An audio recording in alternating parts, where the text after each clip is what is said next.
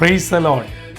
വേഗം വരുന്നവനായ യേശുക്രിസ്തുവിൻ്റെ അതിപരിശുദ്ധ നാമത്തിൽ എല്ലാ പവർവിഷൻ പ്രേക്ഷകർക്കും നല്ലയിടയൻ എന്ന ദൈവവചന ശുശ്രൂഷയിലേക്ക് സ്വാഗതം. അതാതിടങ്ങളിൽ അത്ഭുതകരമായി അതിശയകരമായി നമ്മെ ഓരോരുത്തരെയും പോറ്റി പുലർത്തുന്ന സർവ കൃപാലുവായ ദൈവത്തിന് നന്ദിയും സ്തുതി സ്തോത്രങ്ങളും അർപ്പിക്കുന്നു. ഇന്നത്തെ നമ്മുടെ ഈ എപ്പിസോഡ് സ്പോൺസർ ചെയ്ത കുടുംബത്തോടുള്ള നന്ദിയെയും സ്നേഹത്തെയും അറിയിച്ചുകൊണ്ട് ദൈവവചന ശുശ്രൂഷയിലേക്ക് പ്രവേശിക്കാം. ഇന്ന് നമ്മൾ ഒന്നിച്ച് പങ്കിടുവാൻ ആഗ്രഹിക്കുന്ന വിഷയം ഏലിയാവിൻ്റെ വിശ്വാസ പ്രഖ്യാപനം. ഇത് നമുക്ക് വളരെയധികം പ്രചോദനം നൽകുന്ന ഒരു വിഷയമാണ്. പ്രധാനമായും രാജാക്കന്മാരുടെ 1-ാം പുസ്തകം 18-ാം അധ്യായം 41-42 വാക്യങ്ങളിൽ ഈ വിഷയത്തെ സംബന്ധിച്ച് വായിക്കുവാൻ കഴിയും. നാം ഇങ്ങനെയാണ് വായിക്കുന്നത്: പിന്നെ ഏലിയാവ് ആഹാബിനോട്, നീ ചെന്ന് ഭക്ഷിച്ച് പാനം ചെയ്യുക, വലിയ മഴയുടെ മുഴക്കം ഉണ്ട് എന്ന് പറഞ്ഞു. ആഹാബ് ഭക്ഷിച്ച് പാനം ചെയ്യേണ്ടതിന് മല കയറിപ്പോയി. ഏലിയാവോ കർമ്മേൽ പർവ്വതത്തിൻ്റെ മുകളിൽ കയറി നിലത്ത് കുനിഞ്ഞ് മുഖം തൻ്റെ മുഴങ്കാലുകളുടെ നടുവിൽ വെച്ചു. രാജാക്കന്മാരുടെ 1-ാം പുസ്തകം 17-ാം അധ്യായത്തിലാണ് നാം ഏലിയാവിനെ കാണുന്നത്. തിസ്ബിയിൽ നിന്നുള്ള തിസ്ബ്യനായ ഏലിയാവ്. 2-ാം വാക്യത്തിൽ ഇതാ ഏലിയാവ് ദൈവിക ആലോചന അനുസരിച്ച് അഹാബ് രാജാവിൻ്റെ കൊട്ടാരത്തിൽ ചെന്നിട്ട് പറയുകയാണ്, ഞാൻ സേവിച്ചു നിൽക്കുന്ന ദൈവം പറഞ്ഞല്ലാതെ ഈ ആണ്ടുകളിൽ മഞ്ഞും മഴയും ഉണ്ടാവുകയില്ല. ഒരു ദേശത്തിൻ്റെ ശാപവിഷയത്തെയാണ് ഇതാ ആഹാബിനോട്, ആ പ്രദേശത്തെ രാജാവിനോട് ദൈവദാസൻ ഒരു ഭയവും കൂടാതെ പറയുന്നത്. തുടർന്ന് ദൈവിക ആലോചന അനുസരിച്ച് ഒരു വിധത്തിൽ പറഞ്ഞാൽ ഏലിയാവ് ആഹാബിന്റെ മുമ്പിൽ നിന്നും മാറുകയാണ്. തുടർന്ന് കെരീത് തോട്ടിൽ സീദോനോട് ചേർന്നുള്ള സാരെഭാത്തിലെ വിധവയുടെ അടുക്കൽ ഒക്കെയായി ദൈവം തൻ്റെ ദാസനെ പോറ്റി പുലർത്തുന്നു. ദൈവിക ആലോചന അനുസരിച്ച് ഇതാ വീണ്ടും ആഹാബുമായി ഏലിയാവ് അടുത്തു വരുന്നു. ഈ ഭാഗങ്ങളൊക്കെ നമുക്ക് രാജാക്കന്മാരുടെ 1-ാം പുസ്തകം 18-ാം അധ്യായം 15 മുതൽ 18 വരെയുള്ള വാക്യങ്ങൾ. തുടർന്ന് ഇതാ ഏലിയാവിൻ്റെ ഏറ്റവും പ്രാധാന്യമർഹിക്കുന്ന കർമ്മേലിലെ യാഗത്തിലേക്ക് പ്രവേശിക്കുകയാണ്. 18-ാം അധ്യായം 19 മുതൽ 40 വരെയുള്ള വാക്യങ്ങളിൽ നമുക്കിത് വായിക്കാവുന്നതാണ്. ഇവിടെ ബാലിന്റെയും അശേരുടെയും 450 മൊത്തം 880 പ്രവാചകന്മാരുമായി കർമ്മേലിന്റെ ഉത്തംഗ ശൃംഗത്തിൽ ദൈവദാസൻ ഏറ്റുമുട്ടുകയാണ്. അങ്ങനെ അവർ അവിടെ വെച്ച് തകർക്കപ്പെടുന്നു. തുടർന്നുള്ള ഭാഗമാണ് നാം കുറിവാക്യമായി വായിച്ചു കേൾക്കുന്നത്. വചനത്തിന്റെ തികവനുസരിച്ച് ഏകദേശം 3.5 വർഷക്കാലം ദേശത്ത് മഞ്ഞും മഴയും ഉണ്ടായില്ല. തന്മൂലം ദേശം ക്ഷാമം കൊണ്ടും വരൾച്ച കൊണ്ടും വറ്റി വരണ്ടു പ്രതികൂലമായി. എന്നാൽ ആ സമയത്തും തൻ്റെ ഭക്തനെ പോറ്റിയ സാരെഭാത്തിലെ വിധവയെയും കുടുംബത്തെയും ബന്ധുമിത്രാദികളെയും തമ്പുരാൻ ശ്രേഷ്ഠമായി പരിപാലിച്ചത് ദൈവവചനത്തിൽ നാം വായിക്കുന്നു. ഇങ്ങനെയുള്ള പ്രത്യേക അവസരത്തിൽ ഇതാ ആഹാബിനോട് പ്രവാചകൻ പറയുകയാണ്, നീ പോയി ഭക്ഷണം കഴിക്കുക, ഇതാ മഴയുടെ മുഴക്കം ഞാൻ കേൾക്കുന്നു. ഇവിടെയാണ് ഏലിയാവിന്റെ വിശ്വാസ പ്രഖ്യാപനം ആരംഭിക്കുന്നത്. എന്നെ കേൾക്കുന്ന പ്രിയ സഹോദരി സഹോദരങ്ങളെ, താങ്കൾ ചില നാളുകളായി വരൾച്ചയുടെ, തകർച്ചയുടെ, പ്രതികൂലത്തിന്റെ അവസ്ഥയിൽ കൂടെ പോവുകയായിരിക്കാം. എന്നാൽ ഈ ദൈവവചനം കേൾക്കുമ്പോൾ താങ്കൾക്ക് വേണ്ടി ചില അനുഗ്രഹത്തിന്റെ മുഴക്കങ്ങൾ സ്വർഗത്തിൽ തൻ്റെ ഭക്തന്മാർ കേൾക്കുകയാണ്. താങ്കൾ ദൈവത്തോട് അടുത്ത് നിൽക്കുക, ദൈവിക ആലോചനയുടെ മുമ്പാകെ മുഴങ്കാലും അടക്കുക. താങ്കൾക്ക് വേണ്ടി ഏത് ക്ഷാമകാലത്തും ക്ഷേമത്തോട് പോറ്റുന്ന ഒരു ദൈവം ജീവിക്കുകയാണ്. ഇവിടെ ഒന്നാമതായിട്ട് അതിന്റെ 41 വാക്യത്തിലാണ്, അതായത് 1 രാജാക്കന്മാർ 18 അധ്യായം 41 വാക്യത്തിൽ ആഹാബിനോട് പറയാണ്, ഇതാ വലിയ മഴയുടെ മുഴക്കം ഞാൻ കേൾക്കുന്നു. ഇന്ന് എന്നെ കേൾക്കുന്ന പ്രിയ സഹോദരങ്ങളെ, നമുക്ക് ചുറ്റും കോവിഡിന്റെ ഭീതിയാണ്, അനേക പ്രതികൂലങ്ങളാണ്. എന്നാൽ ഒരു അനുഗ്രഹ മഴയുടെ മുഴക്കം ഞാനും നിങ്ങളും നാം കേൾക്കേണ്ട കാലയളവ് അതിക്രമിച്ചിരിക്കുകയാ. താങ്കൾ വിഷമിക്കുന്ന വിഷയത്തിന്, ഭാരപ്പെടുന്നതിന്, നാളുകളായി സങ്കടപ്പെടുന്ന വിഷയത്തിന്മേൽ ഇതാ ഒരു സ്വർഗീയ മുഴക്കം വരാൻ പോകുക. പ്രാർത്ഥനയോടെ മുന്നേറിയാൽ എന്റെയും നിങ്ങളുടെയും ജീവിതത്തിൽ അനുഗ്രഹത്തെ തരുവാൻ ദൈവം മതിയായവനാണ്. തുടർന്ന് നാം കാണുന്നത് അതിന്റെ 18 അധ്യായം 44 വാക്യത്തിൽ തന്റെ ദാസനോട് ഏലിയാവ് പറയുകയാണ്, ആഹാബിനോട് പോയി ബോധിപ്പിക്കണം. എന്താണെന്നറിയാമോ? മഴ നിന്നെ തടുക്കാതിരിക്കേണ്ടതിന് രഥം പൂട്ടി ഇറങ്ങുക, ഇസ്രായേലിലേക്ക് പോവുക. പറയാണ്, മഴ നിന്നെ തടുക്കാതിരിക്കേണ്ടതിന് ആഹാബേ, നിന്റെ ചിന്തകൾക്കപ്പുറമായി ദൈവത്തിന്റെ സമയം വന്നപ്പോൾ ഇതാ വലിയ മഴ വരാൻ പോവുകയാണ്. എന്നെ കേൾക്കുന്ന ദൈവ പൈതലേ, ചില നാളുകളായി ചില വിഷയത്തിന് വേണ്ടി ഉപവസിച്ച് പ്രാർത്ഥിച്ച് കാത്തിരിക്കുകയാണെങ്കിൽ എന്റെയും നിങ്ങളുടെയും ജീവിതത്തിൽ ദൈവം അനുഗ്രഹം തരാൻ തുടങ്ങിയാൽ അതിനെ ആർക്കും തടുക്കുവാൻ കഴിയുകയില്ല. ചില നാളുകളായി നിങ്ങൾ നിങ്ങളുടെ കുടുംബജീവിതത്തിന്റെ വിഷയങ്ങൾ, കുഞ്ഞുങ്ങളുടെ വിവാഹം, കുഞ്ഞുങ്ങളുടെ പഠനം, കുഞ്ഞുങ്ങളുടെ വിദേശയാത്ര, ചില വ്യക്തിപരമായ ആവശ്യങ്ങൾ, ബിസിനസിന്റെ തകർച്ചകൾ, എന്തു തന്നെ ആയിക്കൊള്ളട്ടെ, നിങ്ങൾ പ്രാർത്ഥിച്ച ഉപവസിച്ച വിഷയത്തിന്മേൽ ദൈവം പ്രവർത്തിക്കുവാൻ മതിയായ ദൈവമാണ്. പറയാണ്, ആഹാബേ, മഴ നിന്നെ തടുക്കരുത്. ഒരാളുടെ, ഓർക്കണം, അതും രാജാവിന്റെ രഥമാണ്. അത്രമാത്രം ശക്തവും അത്രമാത്രം സുരക്ഷിതവുമായിട്ടുള്ള ആ രഥത്തെയും തടുക്കത്തക്ക വിധത്തിൽ യാത്ര ചെയ്യുവാൻ തടസ്സം സൃഷ്ടിക്കത്തക്ക വിധത്തിലുള്ള വലിയ പെരുമഴ പെയ്യാൻ പോവുകയാണ്. അതുകൊണ്ട് ആ മഴയ്ക്ക് മുമ്പേ നീ നിന്റെ കൊട്ടാരത്തിൽ എത്തുക. അത്രമാത്രം ശക്തമായ മഴ വരാൻ പോവുകയാണ്. എന്നെ കേൾക്കുന്ന ദൈവമക്കളെ, ആരെല്ലാം നമ്മുടെയും നമ്മുടെ തലമുറയുടെയും അനുഗ്രഹത്തെയും നന്മയും തടഞ്ഞു വെച്ചാൽ, പിടിച്ചു കെട്ടിയാലും സ്വർഗത്തിലെ ദൈവം അതിന്മേൽ ജയം നൽകുന്ന ദൈവമാണ്. അതാണ് ഏലിയാവിന്റെ വിശ്വാസ പ്രഖ്യാപനം. നിന്റെ യാത്രയെ തടുക്കത്തക്കവണ്ണ വിധത്തിലുള്ള വലിയ മഴയുടെ സാധ്യത ഞാനിതാ കാണുകയാണ്. എന്നാൽ നാം 18 അധ്യായം അതിന്റെ 45 വാക്യം വായിക്കുമ്പോൾ വളരെ പെട്ടെന്ന് ആകാശം കറുത്തിരുളുകയാണ്. ആകെ മേഘാവൃതമായി ക്ഷണത്തിൽ വൻമഴ പെയ്തതായി ദൈവത്തിന്റെ വചനം നമ്മെ ഓർമ്മിപ്പിക്കുകയാണ്. ക്ഷണത്തിൽ വൻമഴ പെയ്തു എന്ന് പറഞ്ഞാൽ ഏലിയാവ് എന്താണ് 2 വിശ്വാസ പ്രഖ്യാപനങ്ങൾ ആഹാബ് രാജാവിനോട് പറഞ്ഞത്, അത് അവിടെ നടക്കുകയാണ്. ദൈവ പൈതലേ, ഈ സമയത്ത് താങ്കൾ വിശ്വാസത്തോടെ ഈ വചന ശുശ്രൂഷയോട് ചേർന്ന് ഏറ്റുപറയുക, എന്റെ വിഷയം യേശുവിന്റെ നാമത്തിൽ നടക്കും. 3.5 വർഷം വറ്റി വരേണ്ട ദേശത്ത്, മഞ്ഞും മഴയുമില്ലാത്ത ദേശത്ത് ക്ഷണത്തിൽ വൻമഴ ചൊരിഞ്ഞു. എന്നാൽ ഈ വിശ്വാസ പ്രഖ്യാപനം ഇങ്ങനെ പ്രഖ്യാപിക്കുകയും ക്ഷണത്തിൽ വൻമഴ ചൊരിയുകയും ചെയ്തതിന്റെ പിന്നിൽ ഒരു കാരണമുണ്ട്.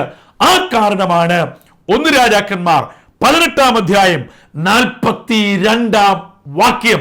അത് മറ്റൊന്നുമല്ല, ആഹാബ് രാജാവ് ഭക്ഷണത്തിനായി മലയിൽ കയറിപ്പോയപ്പോൾ ഏലിയാവ് ചെയ്തത് എന്താണ്? ഏലിയാവ് ചെയ്തത് തന്റെ മുഴങ്കാലിലേക്ക് ഇരുന്നു കൊണ്ട് സ്വർഗത്തിലെ ദൈവത്തോട് ഏലിയാവ് പ്രാർത്ഥിക്കുകയായിരുന്നു. എന്നെ കേൾക്കുന്ന പ്രിയ ദൈവജനമേ, എന്റെയും നിങ്ങളുടെയും ജീവിതത്തിൽ ഞാൻ പറയുന്ന ഏറ്റുപറയുന്ന വിശ്വാസ പ്രഖ്യാപനങ്ങൾ അതുപോലെ ക്ഷണത്തിൽ നടക്കണമെങ്കിൽ ഞാൻ നിങ്ങൾ മുഴങ്കാലും അടക്കണം. ആ ദൈവദാസൻ പോയി ആഹാബ് ഭക്ഷണം കഴിക്കുന്നതുകൊണ്ട് ഞാനും ഭക്ഷണം കഴിക്കട്ടെ എന്ന് പറയുകയല്ല. ഞാൻ പോയി വിശ്രമിക്കട്ടെ എന്ന് പറയുകയല്ല. ദൈവം എന്നോട് പറഞ്ഞു മഴ പെയ്തുകൊള്ളും എന്ന് പറഞ്ഞുകൊണ്ട് പോയി ഒഴിവാകുകയല്ല. മുഴങ്കാലുമടക്കി പ്രാർത്ഥിച്ചപ്പോൾ അവിടെ ഇതാ ക്ഷണത്തിൽ വൻമഴ ചൊരിഞ്ഞതായി കാണുക. ഈ നാളുകളിൽ സങ്കടപ്പെടുന്ന, വിഷമിക്കുന്ന, കരയുന്ന, ഹൃദയം തകരുന്ന വിഷയത്തിനു വേണ്ടി എന്നെ കേൾക്കുന്ന പ്രിയ മാതാവേ, പ്രിയ പിതാവേ, പ്രിയ സഹോദരീ സഹോദരങ്ങളെ, മുഴങ്കാലുമടക്ക്. ദൈവദാസൻ ആ മലയുടെ ഉത്തംഗ ശൃംഗത്തിൽ തന്റെ മുഴങ്കാലുകളെ മടക്കിയെങ്കിൽ സ്വർഗം ക്ഷണത്തിൽ വൻമഴ ചൊരിയിച്ചുവെങ്കിൽ എന്റെ നിങ്ങളുടെയും വിഷയത്തിന് സ്വർഗത്തിന്റെ കിളിവാതിലിനെ തുറന്ന് അനുഗ്രഹത്തെ അയപ്പാൻ മതിയായ ദൈവമാ. നാം താഴോട്ട് വായിക്കുന്നുണ്ട്. അതായത് 42-ാം വാക്യം തീരുമ്പോൾ ഇതാ തന്റെ ദാസനോട് പറയുക, നീ പോയി നോക്ക്. അവൻ പോയി നോക്കിയ ഉടനെ ഒന്നുമില്ല, മഴയുമില്ല, കോളുമില്ല, ഒന്നുമില്ല. പറയാണ് നീ 7 പ്രാവശ്യം പോവുക. അങ്ങനെ 7-ാം പ്രാവശ്യം, അതായത് മൊത്തം 8-ാം പ്രാവശ്യമായപ്പോൾ പറയാണ്, ഒരു കൈയുടെ ആകൃതിയിൽ ഒരു ചെറിയ മേഘം വരുന്നുണ്ട്. ദൈവ പൈതലേ, എനിക്ക് നിങ്ങൾക്കും വേണ്ടി സ്വർഗത്തിലെ ദൈവം വിശ്വാസ പ്രഖ്യാപനത്തെയും മുഴങ്കാലിൽ ഇരുന്നതിനെയും മാനിച്ചുകൊണ്ട് അനുഗ്രഹത്തിന്റെ പെരുമഴ പെയ്ച്ച ദൈവമാണ്. അങ്ങനെയെങ്കിൽ ഈ ദൈവം ഇന്ന് എന്റെയും നിങ്ങളുടെയും ദൈവമാണ്. നാം വായിക്കുന്നുണ്ട് അതിന്റെ 46-ാം വാക്യത്തിൽ, ഇതാ ഏലിയാവ് രഥം പൂട്ടി ഓടുകയാണ് ഇസ്രായേലിലേക്ക്. എന്നാൽ ദൈവത്തിന്റെ കൈ ഏലിയാവിന്റെ മേളിലോട്ട് വന്നപ്പോൾ ഇത് ആഹാബിനെക്കാട്ടിൽ മുൻപിലായി ഏലിയാവ് ഓടുകയാണ്. ദൈവ പൈതലെ, വിശ്വാസത്തോടെ പ്രാർത്ഥനയോടെ ഏത് വ്യക്തി ഇറങ്ങിത്തിരിച്ചോ ആ വ്യക്തിയെ മാനിച്ച് അനുഗ്രഹിച്ച് എത്തേണ്ടിടത്തെത്തിക്കുന്ന ഒരു ദൈവം ജീവിക്കുന്നു. ആകയാൽ ഈ ഏലിയാവിന്റെ വിശ്വാസ പ്രഖ്യാപനം എന്നെ കേൾക്കുന്ന ഓരോ ദൈവമക്കളും ഏറ്റെടുത്തുകൊണ്ട് നിങ്ങളിൽ നിന്ന് കടന്നു പോകുന്ന ഏത് വിഷയത്തെ നോക്കി പറയുക, അതെ, ഞാനൊരു വലിയ അനുഗ്രഹത്തിന്റെ മുഴക്കം കേൾക്കുന്നു. എന്നിട്ട് മുഴങ്കാലം അടക്കുക. എന്നിട്ട് നിങ്ങൾ വിശ്വാസത്തോട് പറയുക, എനിക്ക് വേണ്ടി സ്വർഗത്തിന്റെ കൈ ഒരു വലിയ അനുഗ്രഹ മഴയായി, ആശിഷമാരിയായി പെയ്തിറങ്ങുന്നു. അത് ക്ഷണത്തിൽ സംഭവിക്കും. ഈ വിശ്വാസത്തോടെ ഏലിയാവിന്റെ വിശ്വാസം നമുക്കും ഏറ്റുപറഞ്ഞ് പ്രഖ്യാപിക്കാം. അത് എന്റെയും നിങ്ങളുടെയും ജീവിതത്തിൽ സംഭവിക്കട്ടെ. ഇത് കേൾക്കുന്ന എല്ലാവരുടെയും ജീവിതത്തിൽ അങ്ങനെ ഏറ്റെടുത്ത് ഒരു വലിയ അനുഗ്രഹത്തിന്റെ പാത്രീഭൂതരാകുവാൻ സർവ കൃപാലുവായ ദൈവം നമ്മെ എല്ലാവരെയും തുണയ്ക്കട്ടെ. പ്രാർത്ഥനയ്ക്കായി തലകളെ വണക്കാം. ഞങ്ങളുടെ ദൈവമേ, സ്വർഗീയ പിതാവേ, ധന്യമായ സമയത്തിനായി സ്തോത്രം. ഏലിയാവിന്റെ വിശ്വാസ പ്രഖ്യാപനം ഞങ്ങളും ഏറ്റുപറയുന്നു.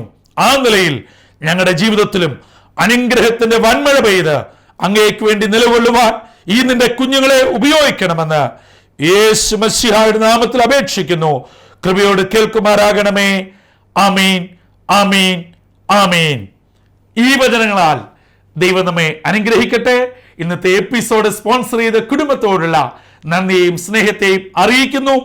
തുടർന്ന് ഗുഡ് ഫ്രണ്ട്സ് ഗോസ്പൽ ടീമിന്റെ കിഡ്സ് ചർച്ചിന്റെ ദൈവവചന ശുശ്രൂഷയിലേക്ക് നമുക്ക് പ്രവേശിക്കാം. God bless us all.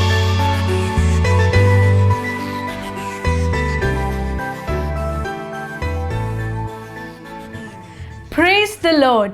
I thank the Lord Almighty for giving me this opportunity to stand before you with the Word of God on behalf of the Good Friends Gospel team and the Kids Church. Today, I am here to share my thoughts on a character from the Bible who has interested me. When we learn the Bible, we come across a lot of women, queen, prophetess, servants, slaves, soldiers, etc.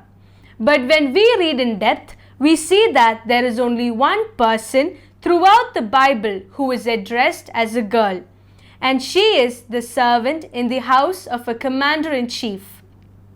Let us all turn our Bibles to 2 Kings chapter 5 verse 1 to 5.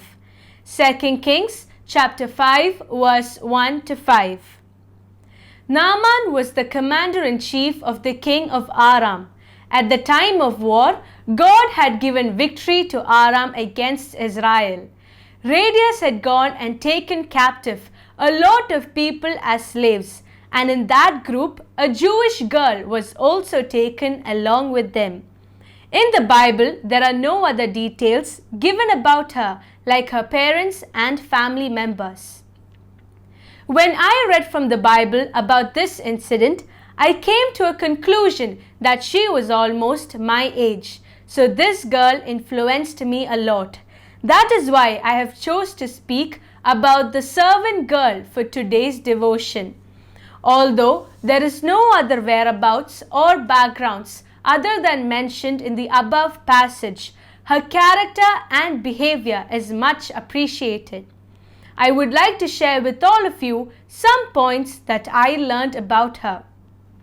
Number 1. She was a servant girl. She was bought as a captive. Although it was Naaman who brought her home, it was Naaman's wife who looked after everything at home. If his wife had not liked her, she wouldn't have kept her home. As we all know, most of our mothers are not satisfied in whatever we do. They always find mistakes in everything we do. This is today's reality. I mean, in our home, school, and workplace, people like to find mistakes in others. But why do you think Naaman's wife liked the girl and let her to be at home? Of course, she always obeyed her mistress and was very humble and did her job very well without any hesitation, rejection, or any back answer. As we know nowadays, these are again some problems at home, and this can destroy the peaceful harmony at home. So this good character of hers shows us or teaches us a lesson that wherever we may be, let it be a servant or a slave, we have to obey our superiors with respect and without any kind of prejudiced mentality. As there is a very good example in the Bible, on the last night of Jesus, while he was in the Gethsemane, he says, "Father, if you are willing to take this cup from me, yet not my will, but yours be done." It is said in St. Luke chapter 22, verse 42. So we have to understand God's will in our life and surrender ourselves into His hands to do His will without any questioning, murmuring and arguing as this girl did. In other sense, we have to accept and be content with whatever God has given to us. Number 2. She inquired the reason for her mistress's unhappiness. While the girl was working with her mistress, she got into a very close relation with her mistress, and she also found out that everything was fine, but there is some kind of problem that is kept as a secret or as a personal and family issue.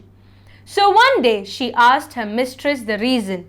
The girl has no idea about the response that her mistress might give her, but she tried to seek the reason which she felt was the reason for her mistress's unhappiness. This point got me thinking, because nowadays people are so selfish.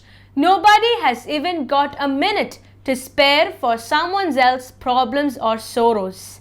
Even in our prayers, we show our selfishness only. We tell a list of things that we want God to provide us with. There is no concern about others' needs or issues. But in Ecclesiastes chapter 7 verse 2, it is mentioned that it is better to go to a house of mourning than to go to a house of feasting. I agree that no one can wipe out others' issues and sorrows completely, but at least we can ask the person who sits next to us. If everyone does the same thing, people who see it would try doing it so, and this might give a little relief to the person who is in pain. This is what Jesus taught us. Love your neighbor as yourself. The most famous parable of all, the Good Samaritan, explains the same. So the servant girl pushes us to open our eyes for others who are in trouble and to respond in an affectionate manner. Number 3. A girl who advises a remedy for the problem. Through her mistress, she understood the problem. She also knew that both her mistress and master has got all money, power and influences because her master was in a great position as the commander-in-chief of the army. When she came to know the unhappiness for the family was because of her master's disease of leprosy, she suggested the most appropriate remedy for his recovery from leprosy. As we read in the Bible, she told her mistress that there is a prophet in her country, and if the master goes to meet him, he will be able to cure Naaman from his disease. Dear all, Jesus is the only answer for each and every problem we have, let it be personal, family, official, financial, sickness and other day-to-day issues. As it is said in St. John chapter 14 verse 6, Jesus answered, I am the way, the truth and the life. No one comes to the Father except through me. So we can blindly guide our friends, neighbors and relatives to Jesus like this girl did. Number 4. A girl who had true affection to her mistress's family. As we read in the Bible, she was a girl who was taken captive and was also a servant. Naturally, she is supposed to have a hatred towards them. And when she came to know that her master has got one of the most ghastly diseases of all, she could have been very happy within her heart. But instead, we see her sincere thoughtfulness towards the family, and she suggests a way that her master would recover from his leprosy permanently. Let us all think of ourselves. If any one of us was in this place, what would we do? If our class teacher, parents, elders, Sunday school teachers corrects us, we wouldn't like it at all. We look at them like our adversary. But this girl has advised me or us to change our attitudes totally and to love and care even for our enemies as our Lord Jesus taught us. So if we need to have affection to someone, our insight should change as we read in 2 Corinthians chapter 5 verse 17. Number 5. She proclaimed the truth to all she knew. When she came to know the real problem in her mistress's family, she was very happy to share the real medicine which she knew or that was experienced by the others in her country. She was not shy, was not afraid, wasn't silent, didn't think about it twice, but all of a sudden gave out the real cure for that communicative disease, leprosy. She forgets herself or the kind of position that she has got in that house, just as a servant or a slave, but she is very happy to proclaim that a godly man will be able to cure our master's leprosy easily. We have to spread the gospel to others just like our ancestors did. After the resurrection of Jesus, he gave only one commandment to his disciples that can be read in St. Mark chapter 16 verse 15. He said to them, "Go into the world and preach the gospel to all creation." So let's say in any circumstances, we have to witness as well as introduce our Lord Jesus, as St. Paul advises that, "I am not ashamed to spread the gospel to Gentiles or any race." Dear all, we should never forget of who we are and always remember from where we came from to our present status. Yes, it is only because of the Word of God, and we have to spread the gospel to how many ever possible, just like the Israeli servant girl did. So let me conclude by saying that the above mentioned are some of the qualities that can be adopted by us and most importantly be implemented into our daily lives for the glory of God and for the expansion of His kingdom. May God bless us all.